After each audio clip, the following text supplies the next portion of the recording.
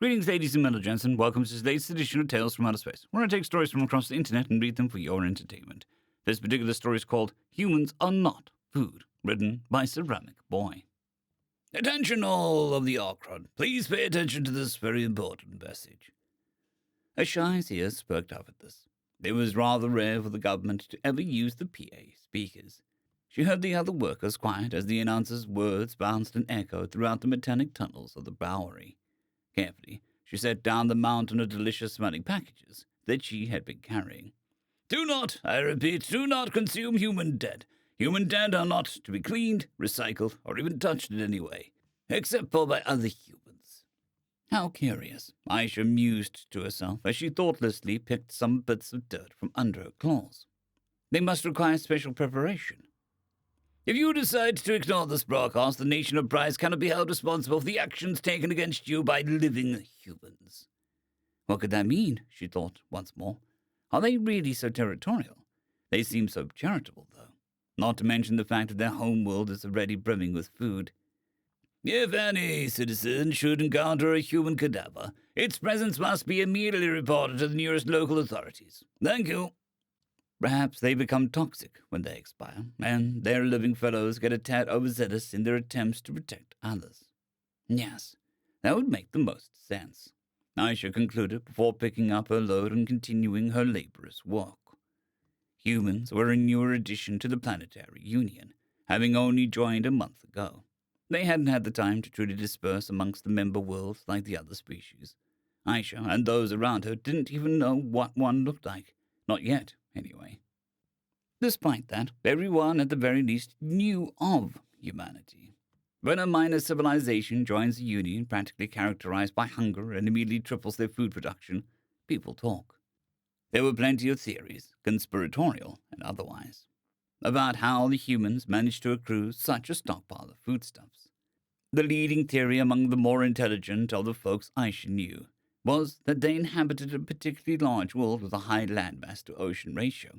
Other popular theories she knew included humans having such a slow and efficient metabolism that they simply subsisted off of a few calories a day, and humans having perfected spaceborne agriculture.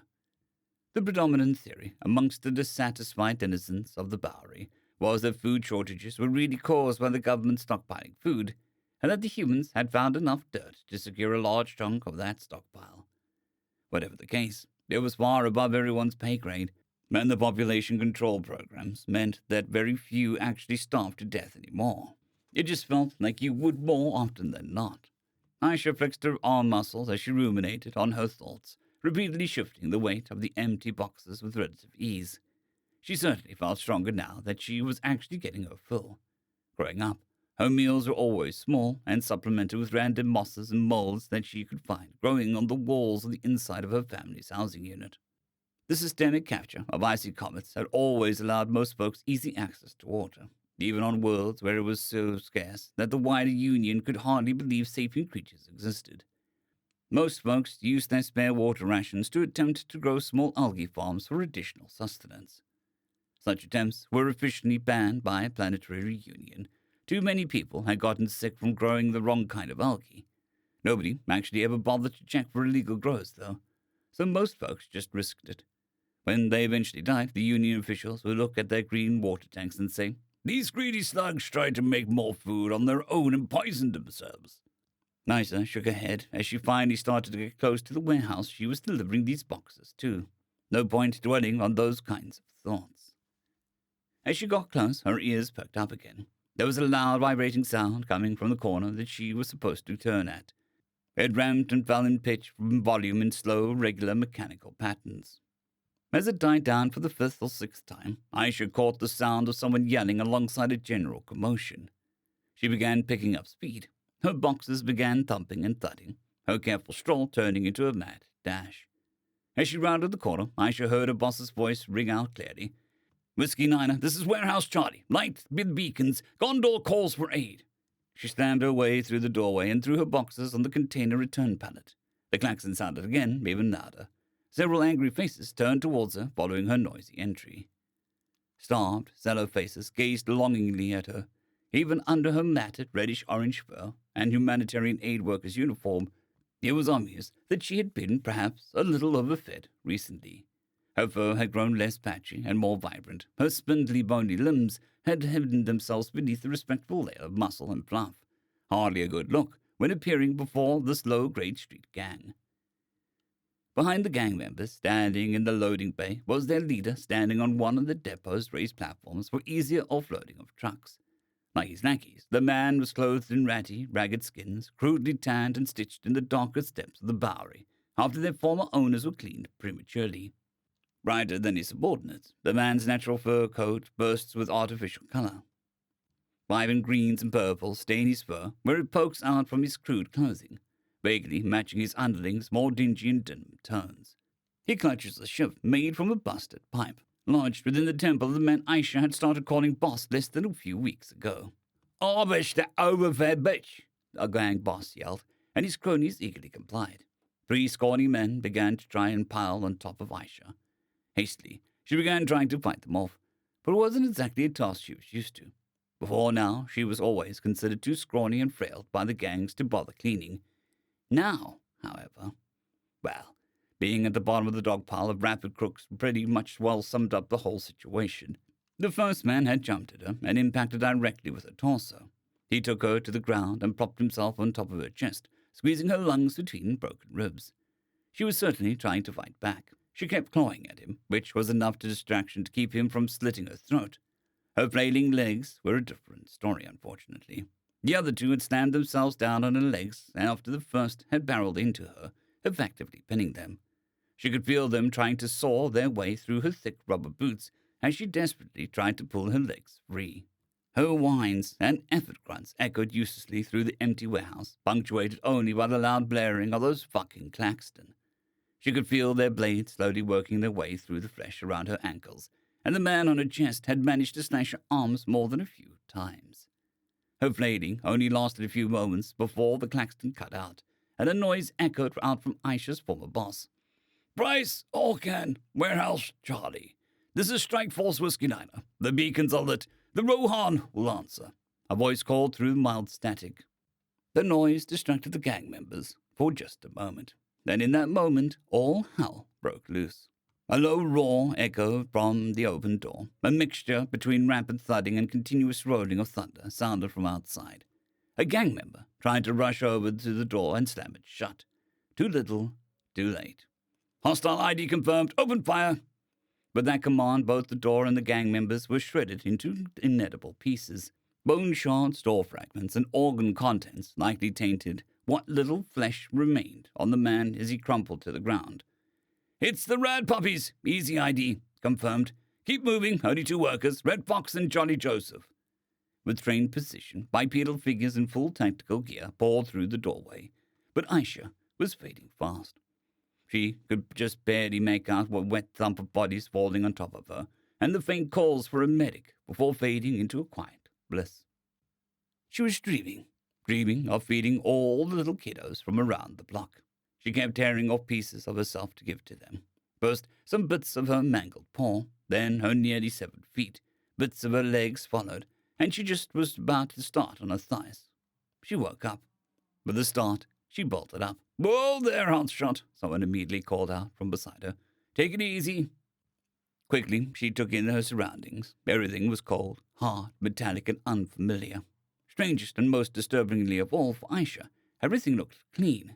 It was a sight almost entirely foreign to her. "What is this place?" she practically yelled at the man clad in all blue beside her.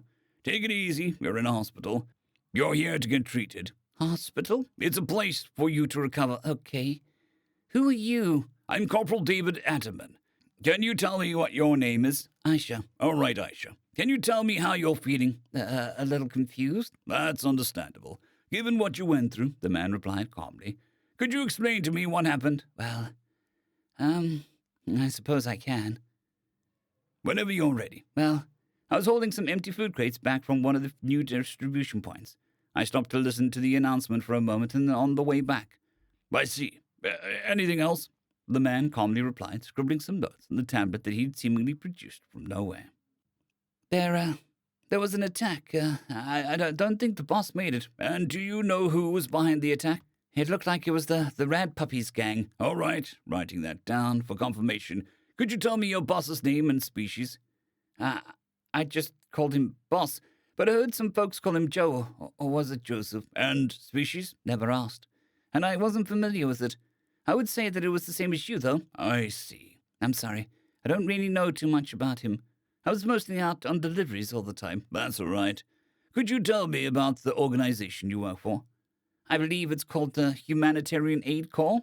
You don't sound very sure. Well, I was more focused on the mission than the details. And that mission was? To help others. All right.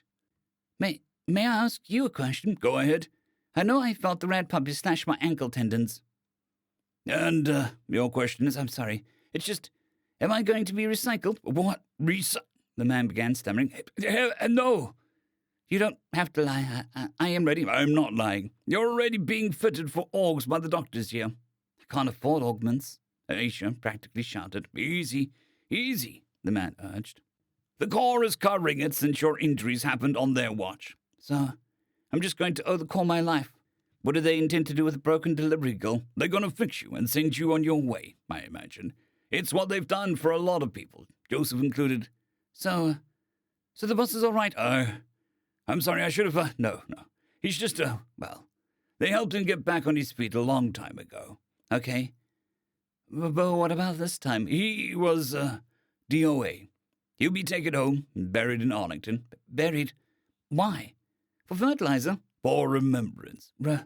Remembrance, but he could before that. Sorry. Go ahead. There's something you need to understand. What is it? Your society. It's, well, it's one of the most abhorrent things to humanity. Abhorrent? What have we done? I feel I need to preface this by saying that it has nothing to do with the species or individuals within the Union. What we find abhorrent is the circumstances. A society so driven by hunger that its citizens perpetually teeter on the edge of starvation, and whose citizens resort to cannibalism so readily is deeply disturbing to all of us. I understand the sentiment, but these actions are vital to our survival. That may be so, but they have not been vital to the survival of humanity on this scale. We focus on producing enough food and having the proper logistical networks to make sure that everyone stays fed. When one of ours dies, we cry for their passing, and we celebrate the life they once lived, just as you do. But to then treat the corpse in such a utilitarian way, it's just beyond us. That is why Humanitarian Aid Corps exists, to prevent this, destitution. So then, why do we still operate the way that we have? Because the Corps is still in its infancy, and tradition is a bitch to fight. What happens when the Corps reaches adulthood? Hopefully, peace. A society that has the proper resources and networks to care for its citizens. May I ask one final question? Fire away. If the Corps needs all the resources dedicated towards growing into adulthood, why is it wasting some of those resources on me? Because, in the Corps' eyes, it isn't a waste. The Corps isn't here to save as many lives as possible. It is here to save every life. No man or woman will be left behind. Even the Rad Puppies. Even the Rad Puppies, the man smiled. Maybe not until their house is broken, though. End of story.